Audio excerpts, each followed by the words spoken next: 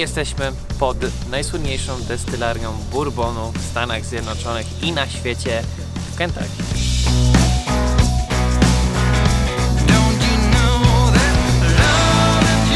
Nie tylko destylaria i alkohol, ale także w pamiątkowym możecie kupić sobie zestawy do grilla czy inne akcesoria grillowe na barbecue.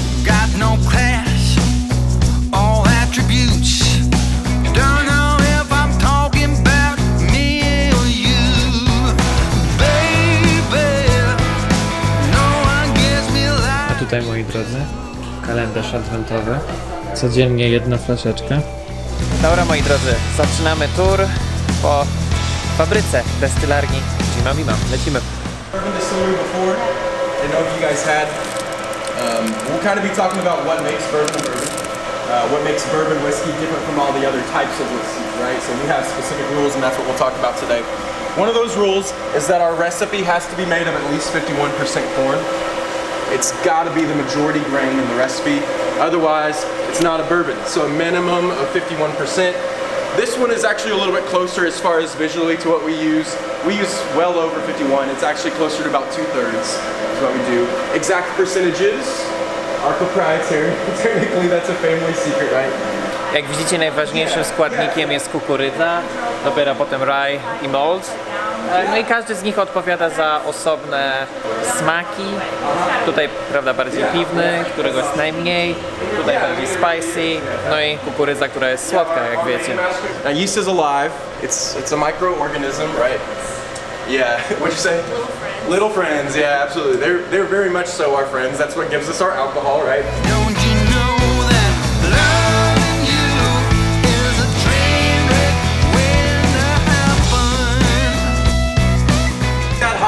Pump it up into a proofing tank on the wall here. It's 135, but we cannot let it go into the barrel any higher than 125. How do we bring that down? How do we bring the proof down? The proof down? Yeah. We just add water at 53 gallons because that's what we're going to fill up our barrel with. Now, if you guys want to, you can test out a little bit. Dip a finger under there. Give it a taste.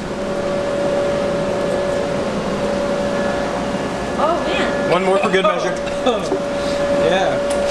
A little bit stout. That's what we're looking for. Yeah, that's what you came here for, right? One more for good measure. I love my job, you guys. I love my job. Now, flavor-wise, like I said, fairly stout, but if it sits on the palate, or if you get it on your hands especially, and you can rub it in and give it a good whiff, sweet. Yeah, it smells good. It smells good. You get all the grains, right? All those oils from the grains that we didn't want to distill out. We want to preserve those. We want them going into the barrel. It's always got to be new. It's got to be charred, and it's got to be white oak, okay? Every single time. Got to be a brand new barrel. We cannot reuse them at all.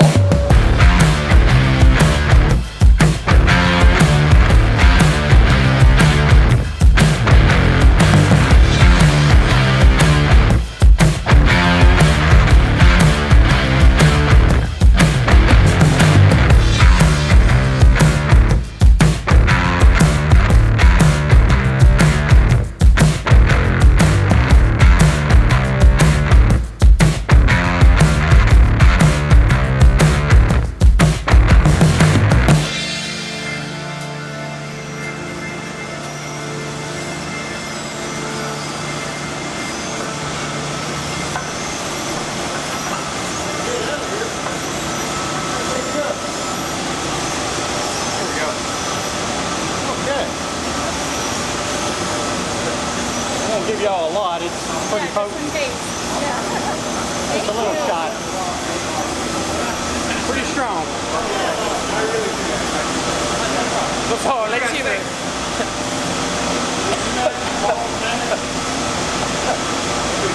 Wow.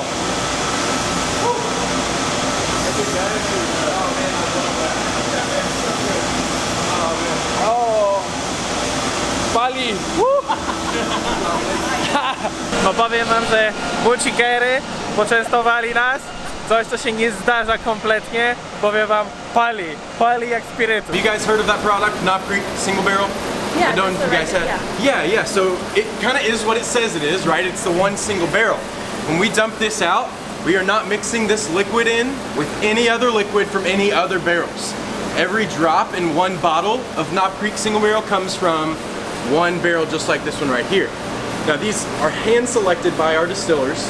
They go through and they'll taste from a lot of barrels that are mainly going to be used for Knob Creek small batch, and they will select very few amount of them and basically say that's about as good as we're going to get. Let's just leave it alone. The code right here is what tells us how old this barrel is. The C stands for Claremont.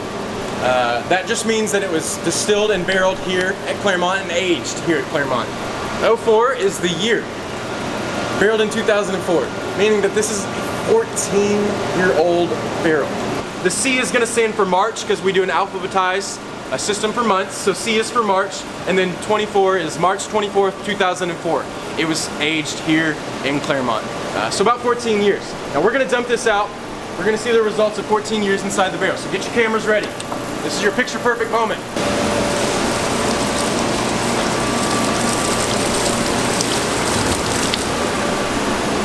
Even got a little bit of char in there. That's authentic. What's the first thing you notice about that? The color, right? Dark. Really dark. It's a really, really dark color. Beautiful, dark, rich, very dark amber color. That's 14 years inside the barrel. A 4-year-old bourbon like regular Jim Beam. Nothing wrong with it. #1 selling bourbon in the world. It just won't be this dark. The longer time you spend in the barrel, a lot darker the liquid is gonna get, okay? Now all this char that you guys see, all of that char comes off inside the barrel during aging. So when we dump it out, we have to pass it through this silk mesh filter right here. None of that I dumped out was wasted, right? It's all going through that silk mesh filter to get rid of all that char. It'll actually go through a second filter right underneath that to catch much finer char particles, right? Flavor right on your palate. Oh wow, it's super smoky. Yeah, very oaky, very oaky. And we want that boldness on a Knob Creek single barrel. A minimum of 9 years is gonna always give you a nice bold kind of punch of the oak flavor. But also, if we were to sip this, it would sit on our palate and give us all of that great smooth caramel flavor because it has absorbed a lot of those caramelized sugars over 9+ years of aging, right?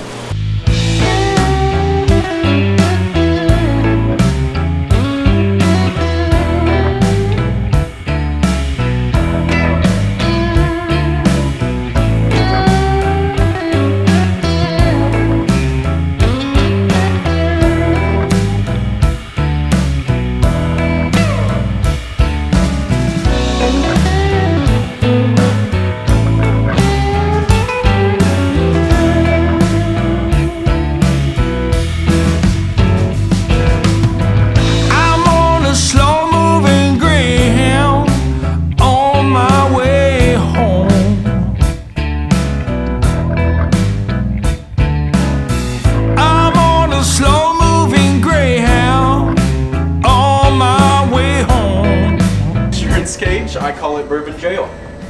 Bull Bun jail, cool. We keep bottles from every single batch that we send through our bottling lines. We take the first and the last off the line. I have one question actually. What's the difference between bourbon and whiskey? So bourbon is a whiskey. So every time you see it on the bottle, it will always say bourbon whiskey. It's a type of whiskey. Just like you have all those other types of whiskeys. You have Irish whiskey, Scotch whiskey, rye whiskey. The term whiskey essentially just refers to an alcoholic product that is distilled from grains and aged in some shape or fashion. If you're cooking up grains and you're distilling them and then you're aging it in some way, that is a whiskey. That's really what it is. Underneath that kind of umbrella category, you have those different types. So what makes the difference? So bourbon, all the different things that we've talked about today. It's got to be made in the U.S. Majority corn. Distill no higher than 160. Enter the barrel no higher than 125, like we talked about. New charred white oak barrel every time, right? That's not just our rules. Those are the rules for bourbon, right? That's what makes it a bourbon whiskey. Irish whiskeys and Scotch whiskeys, even rye whiskeys, of course, they all have different rules for what makes their product what it is, right? So it's Scotch, like a species, like a different kind of species from the absolutely, family. right? They're in the family of a whiskey because it's a distilled grain alcohol. And it has a unique aged. name. It's not whiskey, whatever. It's just a bourbon. It is bourbon whiskey. Yep, just in the same way that you have Scotch. It's not just Scotch, it's Scotch whiskey. That's what it is. Znajdujemy się pod starym domem Bima i fajną rzecz się dowiedziałem, bardzo ciekawą. Tutaj jest napisane na etykietach butelek whisky, przez K-E-Y, Whiskey, tak naprawdę, whisky. I w Europie u nas whisky zazwyczaj się pisze przez whisky KY, a nie K jak klucz na końcu. I z czego to wynika? To jest prostsze niż może wam się wydawać, ponieważ nie chodzi wcale o inny rodzaj czy alkoholu, czy inny rodzaj whisky, czy coś w tym stylu, tylko chodzi o to, że brytyjski, angielski, ten europejski bardziej, od angielskiego amerykańskiego jest trochę innym. Tak samo jest z innymi różnymi słowami, na przykład ze słowem kolor, które można napisać przez colour, przez U i color bez tego U na przedostatniej literze, po prostu color. No to tak samo jest tutaj whisky i whisky. To jest dokładnie to samo. They're technically flavored whiskeys or flavored liqueurs, whichever one you want to think of it as. Nothing wrong with them, still pretty damn good. Things like Jim Beam Vanilla and Jim Beam Honey, these are both really nice and sweet. They are great for mixing into drinks. That's what I like to use them for. The flavor is what it says it is. It tastes like vanilla, it tastes like honey. Definitely much more sugary, both of these. The vanilla, I'm not gonna lie, I've mixed in with a root beer float before. People make bourbon milkshakes with it. They like to cook with the vanilla, all sorts of good stuff. The honey, I personally like to mix in with lemonade or peach tea in the summertime. Yeah, absolutely, it's so good. Yeah, I get some unsweet tea, add some honey, and cut it with lemon, and it is a super easy, super good summertime drink. I love doing that. Red Stag is a black cherry flavor. Black cherry. So if you mix it with soda, you get kind of a cherry Coke, cherry bourbon and Coke, right? People also cook with it. A lot of people replace water in their brownie mixes or in their cupcake mixes with this right here, and you get a black cherry bourbon brownie, kind of like a cordial cherry brownie. Kentucky Fire is a sweet cinnamon flavor, like a red hot candy. A hot tamale is definitely what you're in for. People always think of Fireball when they see this. Ours is a little bit sweeter, still got that nice cinnamon kick to it. I mix this in with hot apple cider in the fall and in the winter. I love doing that. Now this is what we call white label. This is 4-year Jim Beam. It's our original product. It's the #1 selling bourbon in the world. Definitely why we're all standing here today. Sweet and smooth, 4 years old, 80 proof. Definitely a classic. If you guys haven't tried it, I would encourage you to. Jim Beam Black is kind of like the big brother of Jim Beam White Label. This is extra aged.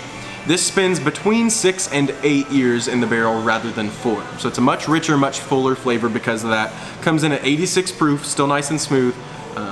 It's the world's highest rated premium whiskey. Yeah, world's highest rated premium bourbon whiskey. Really can't find anything better for the price point in my opinion.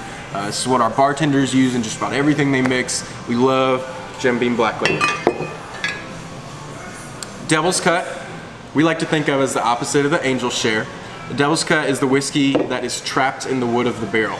So even after we dump the barrel out, there's still some trapped in there. We sweat it out of there to extract it and put it right back in. Gives it a nice bold bite on the flavor. A little bit of a wooden kick to the flavor. It's nothing crazy, it's 90 proof, but you do get that kind of bolder, definitely more wooden tones on the palate. Double oak is kind of a smoother oak option for a lot of people. Still carries that same kind of innovative process. It is our twice barreled bourbon, so we age this one for 4 years, just like we're making a batch of this right here. But then we take all of those barrels and move that liquid into a second brand new charred white oak barrel. It goes into that second barrel and it ages for just under a year. Picks up a lot more of those oaky flavors, definitely a lot more of those caramelized sugars, hints of vanilla, things like that. It's 86 proof, so like I said, still smooth. Double oak. Jim Beam Bonded is 4 years old, 100 proof. Aged 4 years, 100 proof. So it's essentially meaning that we've taken this 4-year-old bourbon here, but we've made it stronger. We made it 100 proof instead of 80. So people like that one if they like the flavor of this right here, but they want a little bit more kick to it, right? If they're sipping neat or if they're mixing in a cocktail, right? So we made it mainly so that it would meet the minimum 100 proof requirement for putting bottled in bond on the label. If you go look at bourbons in liquor stores a lot, you'll probably start noticing bottled in bond or bonded whiskeys on there a lot. That refers to the older rules of whiskey that came right around the Lyndon Johnson era here in the States, and we don't have to follow those older rules anymore, but a lot of places still like to have a product that we can say, follow those old rules, this is bottled in bond, just like in the old days. Jim Beam Rye, Knob Creek Rye. These are not bourbon whiskeys, these are rye whiskeys. So we have switched the majority grain from corn to instead majority rye. You get a lot more of that dry kind of peppery flavor that we talked about. with both of these. Definitely more of a nice spicy finish on both of those as well. Typically with ryes, you see a softer, a little bit more earthy front end of the palate. I see that contrast definitely on this one right here, the Knob Creek rye. Very earthy, a little bit of a dried fruit note on the front end, back end, and on the finish catches all that pepper and all that spice. Both of these really great. The Jim Beam rye is 90 proof, Knob Creek rye comes in at 100 proof. We already talked quite a bit about Knob Creek single barrel. We saw quite a bit of that process today. We also have Jim Beam single barrel, which is just as great. It's actually one of my favorites. I really love the Jim Beam single barrel. Each of these, of course, hand selected by our distillers. Fewer than 1% of all our barrels get selected. The Jim Beam single barrel is 95 proof. It does not feel like it. You won't think it feels like 95 either. Still fairly smooth. It's also very sweet. It's a very grain forward flavor profile. It holds back a little bit of that oakiness, really pushes through with the grain flavors. Makes for an excellent sipper, and that's what I like to use it for. I love sipping on a little bit of Jim Beam single barrel. Knob Creek single barrel, minimum of 9 years aging, and that's what you see on the label. 120 proof. A lot of people want to throw an ice cube in that one. That's perfectly fine, right? It's a real good, strong Kentucky hug on the way down. Flavor-wise, it's the same great flavor as this one right here. That's our Knob Creek small batch, 100 proof, which is a more casual, everyday proof range for most people, even strong for some people. This one's really versatile. Like I said, it carries that same bold, kind of in-your-face oaky flavor that we talked about with the Knob Creek single barrel. Definitely carries those heavy notes of caramel and vanilla as well. And like I said, it's versatile. You can sip on it neat, sip on it over rocks. People mix it in. I like to make Knob Creek old fashions, and it makes one hell of an old fashioned, let me tell you, it's delicious. Basil Hayden. Basil Hayden is one of our super premiums. It is exceptionally smooth. Really, really smooth. I like to tell you guys, if you can't handle this one, probably not gonna handle any of the rest of these up here on this end. It's just kind of how it is. It's the smoothest, most easy sipping thing that we've got. Not to say it's without flavor. It is very flavorful. It is a high rye recipe. So it's not quite a rye whiskey yet, but it's still a bourbon, but it's got about double the normal percentage that we use of that grain in there. So you get more of that kind of amplified pepper on the palate is what you get, a little bit of a spiciness. So it's really nice, it's really balanced in flavor. If you're not a fan of anything like this, where it's a full-on rye whiskey, you get all that spiciness. This has got a real nice balance to those types of flavors. Like I said, very smooth, 80 proof. It's a great one to start with. If you're wanting to try it, I would definitely start with it because it is kind of delicate. Yeah, it's delicate. Yeah, this is what it is. Best served neat, in my opinion. You just don't need anything else. Nothing else going on. Baker's is the one that I just mentioned. It's a small batch where every single barrel is aged for 7 years only on the upper floors of the warehouses. It takes in a lot more heat up there because of that 40-degree difference year round. It takes in more heat than any other barrels here at Beam. So it comes out with a nice wooden, kind of smoky tone to the flavor. Some people will take that smoky tone and they will treat this bourbon like a scotch, which is fine. They pair it with cigars or dark chocolate or anything like that. It is not a scotch. Very much so still a bourbon whiskey. Tastes like it, I promise. Real nice buttery, soft texture. Just a lovely little hint of smoke on the palate is what you catch. A lot of us ambassadors around here, this is one of our favorites. A lot of us, we go through a lot of bakers. We call it our best kept secret here at Beam.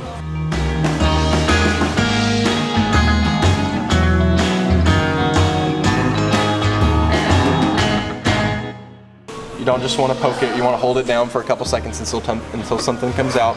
Make sure you catch everything, and there's your first 1/4 ounce pour. Okay, get 3 of those, make sure you take your card with you each time because you still got those 2 credits. Over this way. Przewodnik powiedział nam, żeby zaczynać od najlżejszych, dlatego zaczniemy od waniliowego, potem przejdziemy do tego, co koneserzy lubią najbardziej. Bourbon waniliowy. Słodziutki, jak likierek. Można wymieszać na przykład z waniliową kolą, nie wiem, z lodem. Bardzo fajny, przyjemny, słodziutki, do jakichś drinków czy mieszanek. Przechodzimy do następnej, tym razem 95, single barrel.